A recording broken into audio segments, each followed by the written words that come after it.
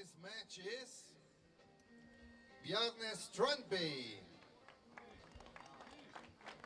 Well, very, very intricate and detailed process, but it's the same for all archers. You've got to try and repeat that process time and time again. It's time for the visually impaired gold medal match here in Rome.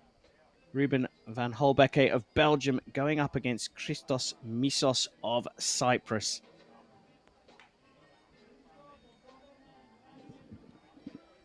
And these two archers have faced each other before, Karim, a couple of years ago.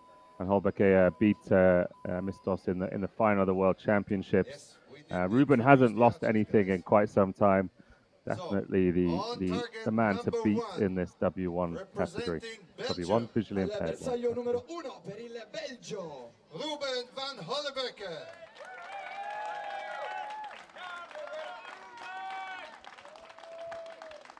And there's the man tipped to be favourite. Representing Cyprus. Al bersaglio numero 3 per Cipro, Christos Matos.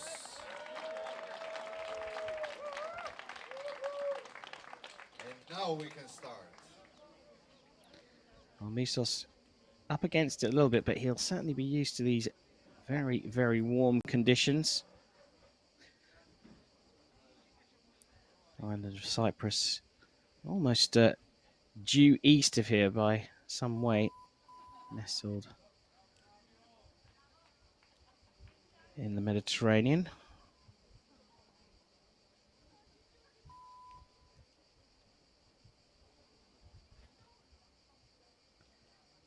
So here we go. Time for the VI1 gold medal match. Vanhollebeke of Belgium gets us underway, and what a good start from him.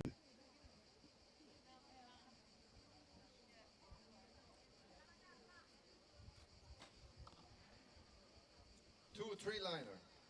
due forse tre di riga. Well, you could see the grimace there from Matos. So that indicates that he wasn't happy with the execution. 6. 6.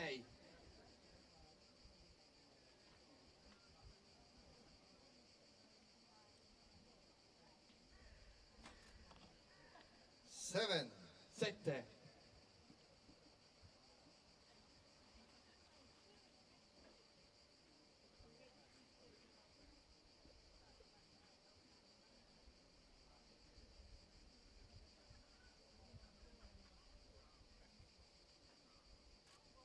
So a 6 enough here to take the first 2 set points. 7.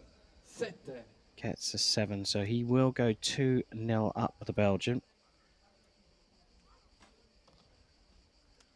Matos showing a little bit of a reaction after each of those shots, and one that suggests he's not entirely comfortable yet, Chris. 2-0 lead for the Belgian archer. Yeah, look, he's going to change his sight. There's really not a lot of time during the arrows itself, during the match itself, to be fiddling.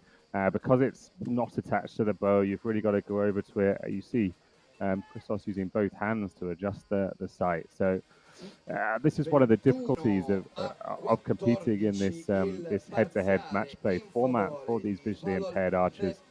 You know, if you want to make a quick adjustment, if you're an archer with a sight that can see the target, you can aim off. You can look to just you know, aim a little bit high if your arrows are going a little bit low. I believe, not speaking from experience, that it's much more difficult to do that as a visually impaired athlete, because you haven't got those nerve endings in the back of your hand, like we spoke about. You haven't got that minute control about where you're aiming. So it's got to be done with a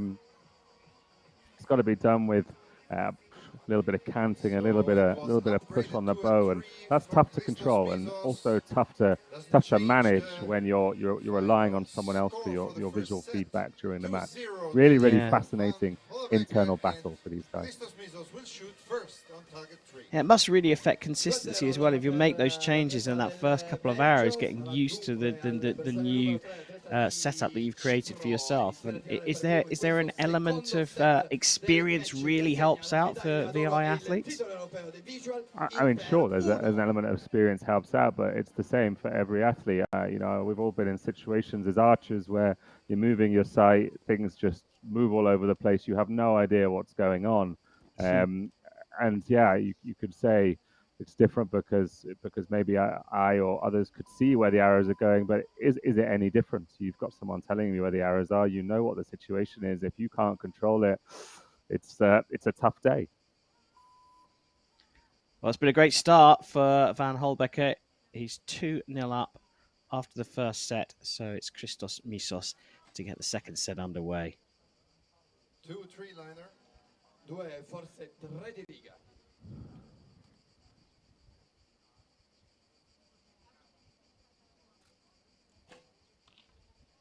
9.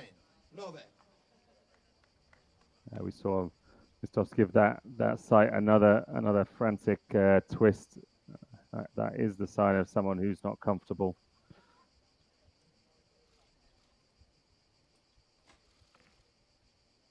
4. 4. He's gone right over the other side this time. Tricky moments for Christos Misos. 2. 2. Well, that leaves the door open.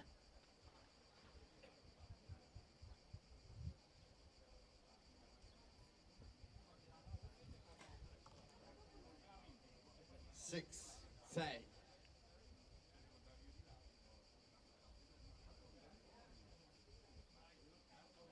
So is there an opportunity here for Misos? It was a 2 from Vanhollebeke before the last arrow. 7. 7. But he's back closer to the centre and takes a 4-0 lead. The Belgian back in control. A little wobble in the middle there, though, Chris. Anything in particular that you spotted? You know, I think that the wobbles that you have as an archer are the wobbles you have as an archer, but here the sighting thing is a really critical wobble. If we're talking about the millimeters that can make the difference, something just as it's slipping, the wind taking you, it's much more difficult to rectify, I believe, for these visually impaired athletes. But the same for Misos, as we were talking before, struggling with moving the sight, going from left to right. He moved his sight after landing directly left in the 2. His next arrow goes directly left in the 2 on the right. Sorry, I mean, this is the kind of thing that will really frustrate you as an athlete. And it's really difficult to control, especially when you haven't got many arrows in this arena.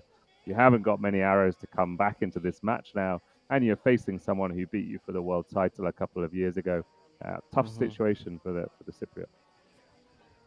One of the things we often talk about in archery competitions is the wind. Now, we're in a sort of cauldron, okay, albeit fairly shallow, and sometimes that can create eddies. But when you look at the flags all around the venue here, they are all blowing fairly consistently. The wind doesn't look like it's changeable, at least. Well, the perspective we have is actually of quite an open space. It hasn't got those walls that could cause those really complicated eddies. But actually, having been in this venue, I do know that behind the cameras there's a gigantic flat wall of stone, and behind that some buildings, and you've got the stadium, one of the famous football stadiums, former Olympic Stadium in Rome, just over the way there, and it's quite complicated. I remember at the World Cup final in 17, somebody was struggling. A few archers struggled in the first few matches, and I think it was Kibo Bay, the former Olympic champion, that came out and drilled a few tens with the first few arrows. And then everyone seemed to settle down. So it's one of those mental things that can really get to you if you're not in control, and that's what's going to be tough for our Cypriot archer to deal with. Trailing by 4 in the 3rd set. We'll go into the third. Vanhollebeke of Belgium is 4-0 up. Christos Misos of Cyprus will shoot first. He's really got to get off to a good start here to try and put some pressure on his opponent.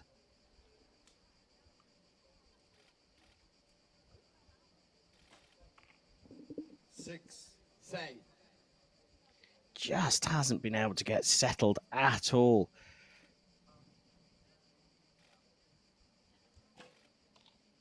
Seven. Sette.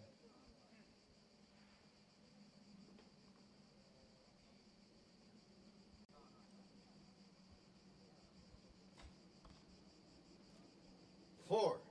Quattro.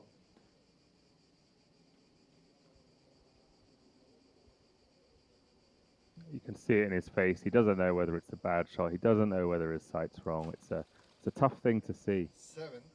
Sette.